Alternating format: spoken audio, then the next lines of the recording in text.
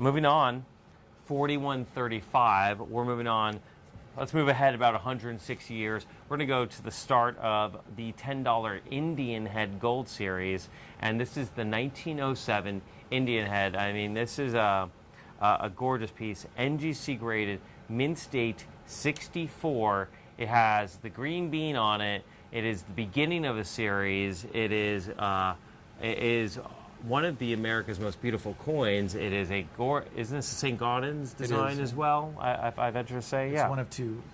Of course, the famous, the $20. So which we're going to see next. Which we will see next. I don't mean to, prematurely spill the beans there. But speaking of beans, it does have the green bean.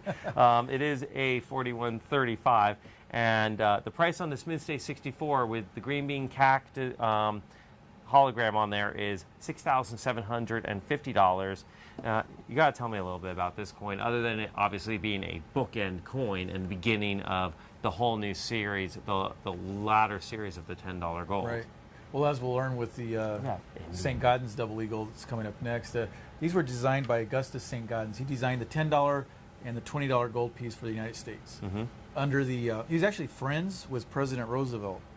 They knew each other through social circles in Washington, D.C., in New York. And Roosevelt was tired of the U.S. coinage. It was stale. It went decade after decade with the same designs. Like the Seated Liberty designs we've seen, they went for decades. Yep. So he said, we need something fresh. We're proud to be American. Let's show the world through our coinage. Moving into the 20th century, stepping forward. It's, the Augustus St. Gaudens was a famous artist, but he was a sculptor, and he was famous for his large-scale sculptures, like huge sculptures. Yeah. So he was not used to doing these tiny designs. So he actually designed everything large, and it was reduced down. It was a real struggle for him artistically to come up with these designs. Of course. But he did it, and this was struck in 1907.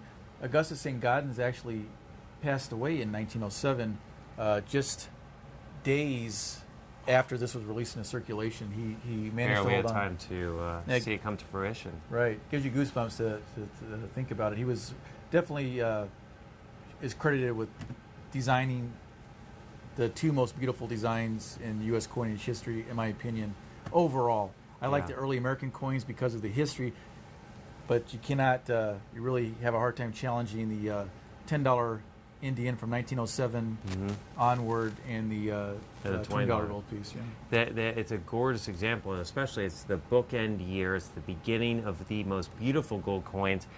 There's a huge popularity attached to these two series, and you can have this again at $6,750. It is a Mint-State 64, so it is the beginning of one of the most beautiful series, and there is something special with this coin. I mean, anytime you hold a Saint or a $10 Indian, that you definitely understand what you feel kind of drawn to it. As I am to Morgan dollars, I also am to these pieces, these Indian heads of the $10 denomination and the Saints. I mean, there's an Art Deco feel to it, isn't it? I would. That's exactly it. I mean, look. The eagle is so majestic. The Indian, you feel so much emotion, and the headdress is just so intricately simple and bold. And exactly, it doesn't take much to elicit such a response. So, 21 have received a CAC sticker in totality of 64 in all grades. 64 and MS64. CAC has approved only 21 pieces, with one finer, a 65. Wow.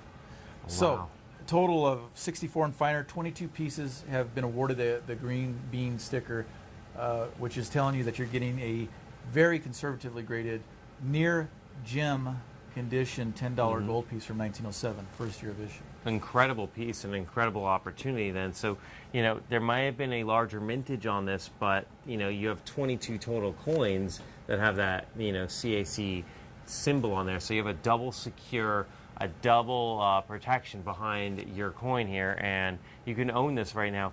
$6,750. It really is a deal.